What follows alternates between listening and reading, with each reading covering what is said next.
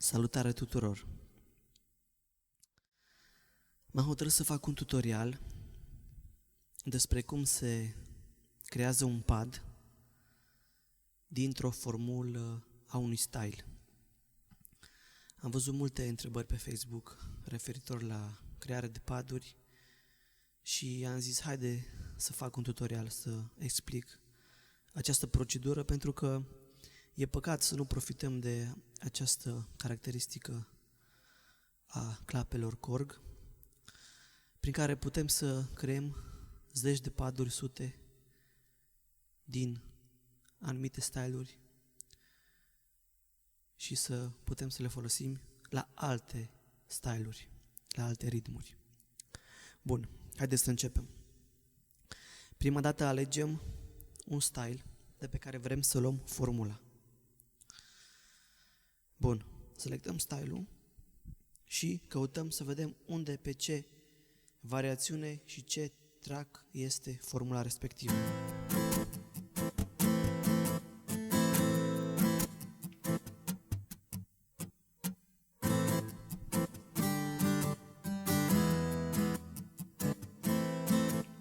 Bun, să zicem că am găsit-o, da?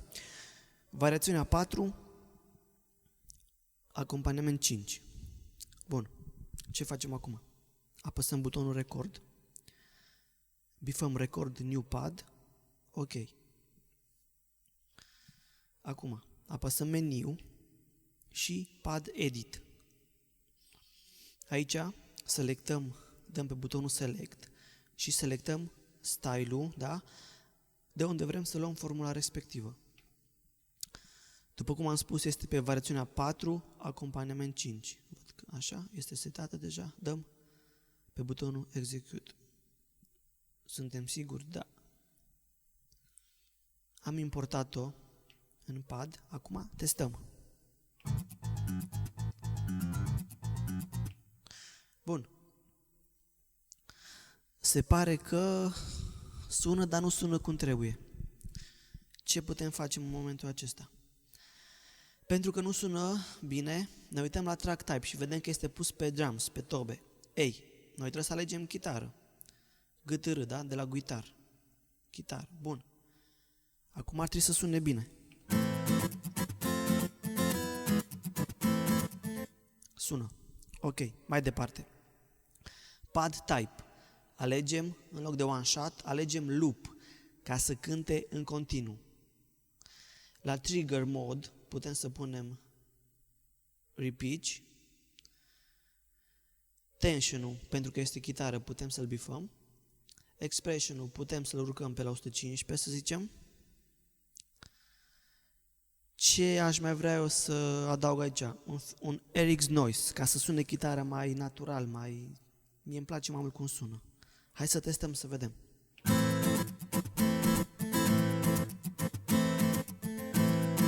Adăugăm un pic de noise.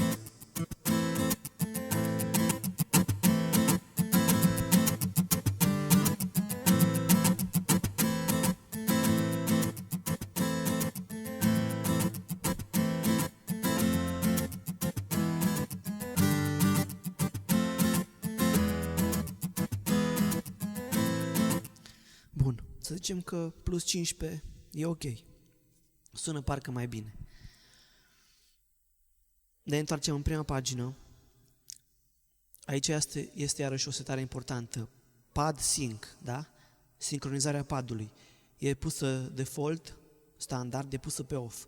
Noi alegem beat, ca să se sincronizeze cu style-ul, să cânte împreună cu style-ul.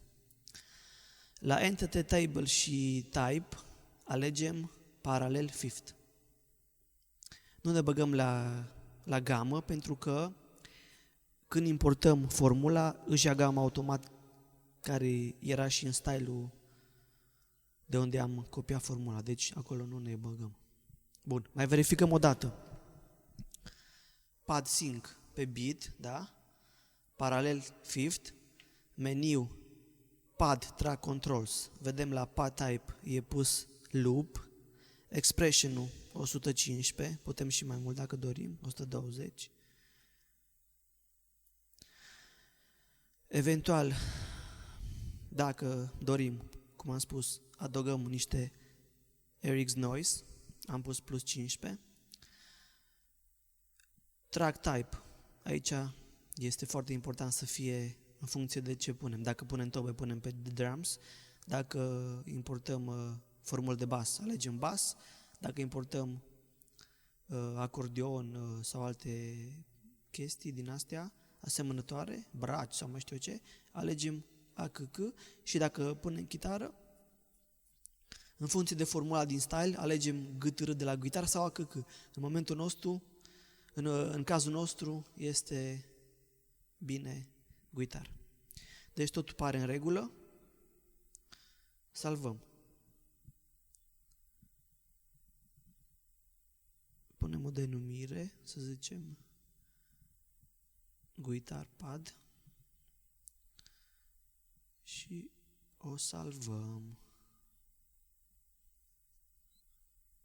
Bun. Acum vreau să fac un test să văd dacă sună ca formula, ca track-ul respectiv de pe style. Selectez padul și îl pun pe pad 1. Dau drum la ritm și facem un test.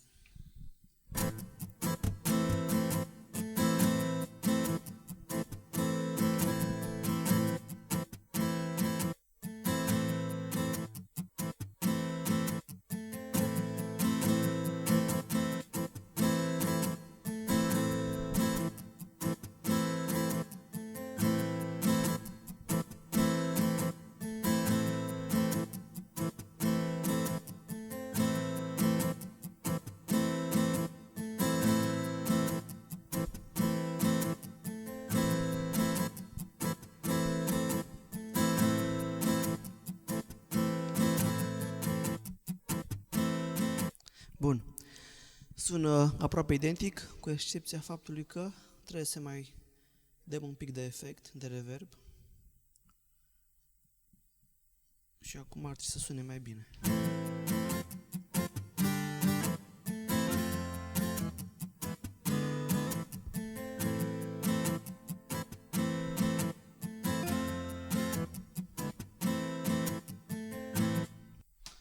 Bun. Trecem mai departe. În continuare aș vrea să repetăm procedeul, dar de data aceasta să alegem o formulă de tobă. Pentru aceasta am ales un ritm de etno și o formulă de tobă care cred că o cunoașteți toți. Bun. Formula este pe variațiunea 1, track-ul de tobe. Deci, mergem la record. Record new pad, meniu, pad edit, selectăm style-ul de etno și alegem variațiunea 1 și tobe, da? Drum. Executăm comanda, mergem la pad track controls și testăm. Bun. Aici este aproape perfect, este ales DR de la drums. În loc de one shot alegem loop, după cum am explicat. Expression-ul putem să urcăm până pe la 120. În prima pagină, la pad sync, din nou alegem beat, ca să se sincronizeze padul cu orice ritm pe care este pus. Aici nu mai contează paralel, root, nu mai contează. Salvăm.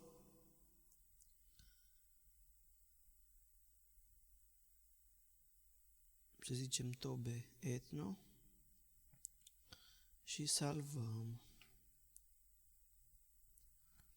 Bun. Haideți să facem un test. Să vedem dacă sună la fel.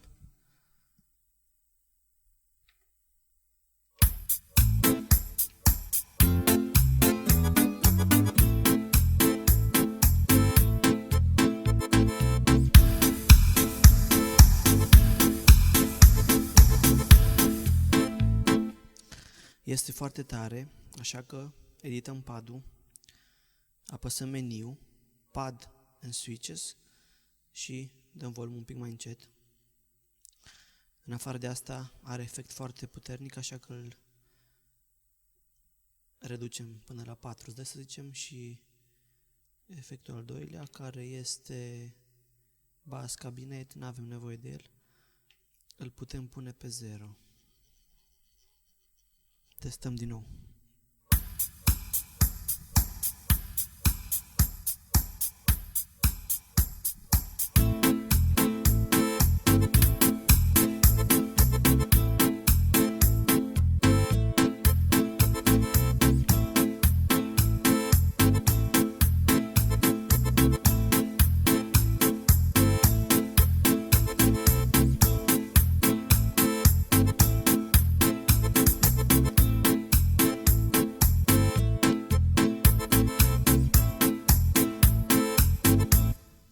După cum puteți observa, este aproape la fel.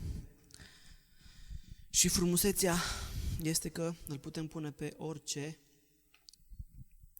style. După cum puteți vedea.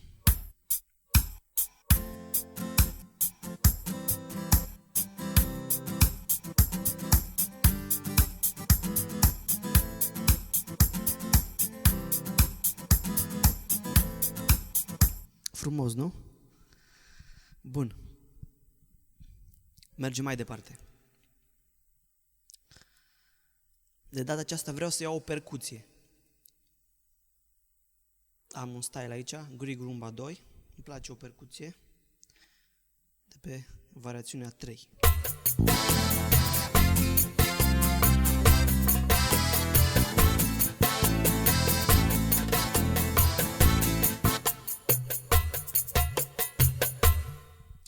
Interesantă percuția. Hai să vedem cum o punem pe pad. Apăsăm, deci, este, după cum am zis, variațiunea 3, track-ul de percuție. Deci, record new pad, ok. Apăsăm meniu, pad edit, selectăm style-ul, variațiunea 3, track-ul de percuție. Dăm ok. Pad track controls. În loc de one shot punem loop. Aici rămâne drums. Și testăm.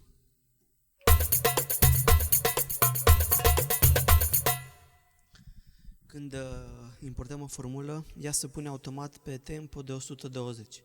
Asta nu contează, că dacă alegem aici beat-ul și oricum ea se sincronizează cu style-ul, deci chiar dacă memorăm pad-ul la 120,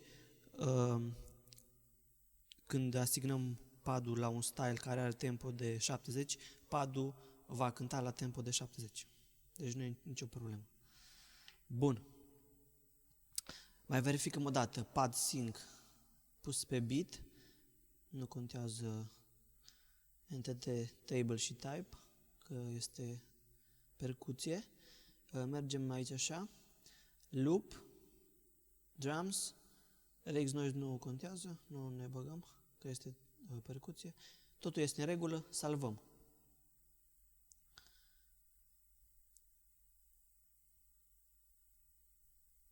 Percuție, așa, salvăm. Bun. Ieșim. Haideți să testăm.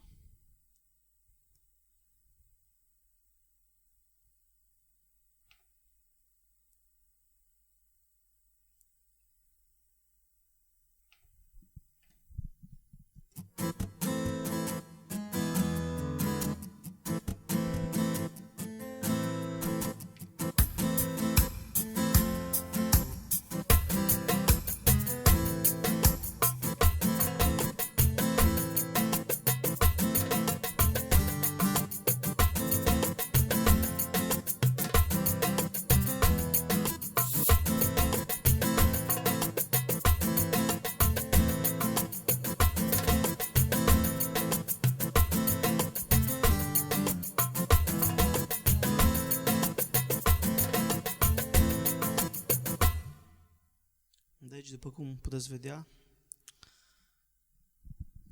sună destul de bine. Totul este în regulă. Bun, mai departe. Dacă tot am făcut 3 paduri din chitară, tobă și percuție, haideți să facem și dintr-un altfel de instrument, dintr-un synth, să vedem ce iasă. Am un style aici, să vedem.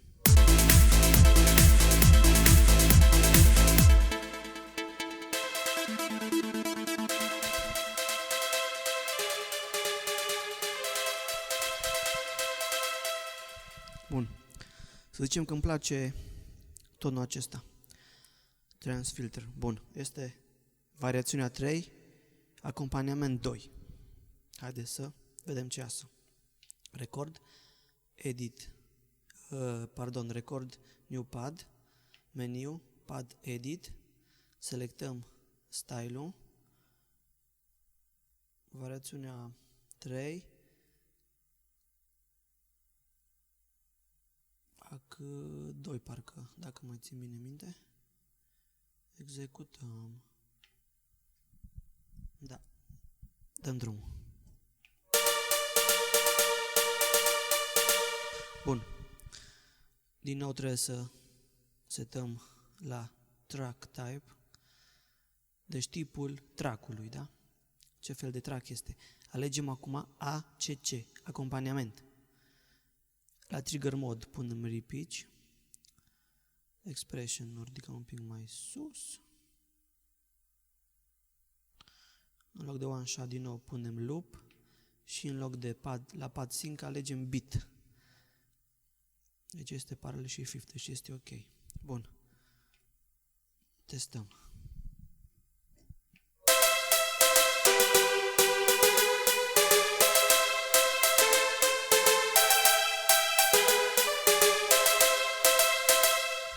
Bun.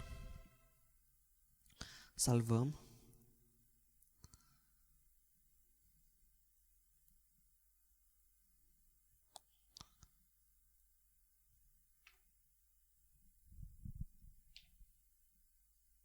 Și îl testăm pe un style.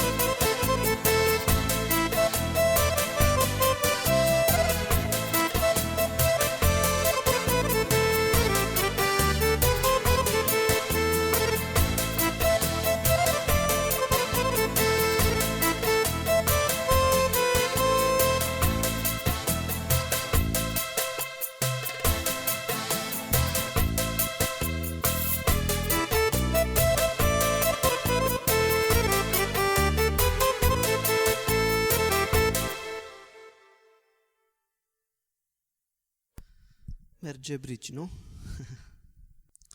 Ok. Ce vreau să fac acum? Vreau să cânt doar cu cele 4 paduri pe care le-am creat astăzi. Să vedem cum sună și ce iasă.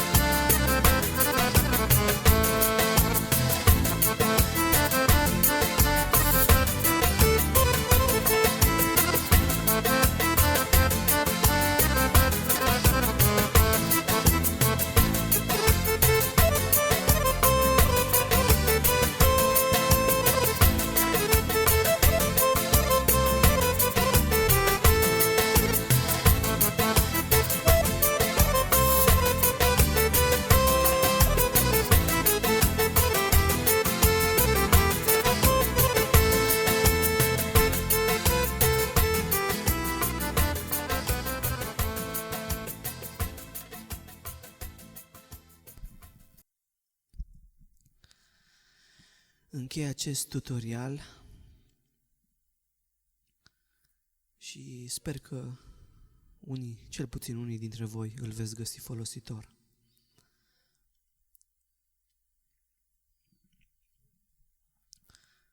Spor la treabă, să faceți cât mai multe paduri și să le împărtășiți și cu ceilalți de pe Facebook și Doamne ajută!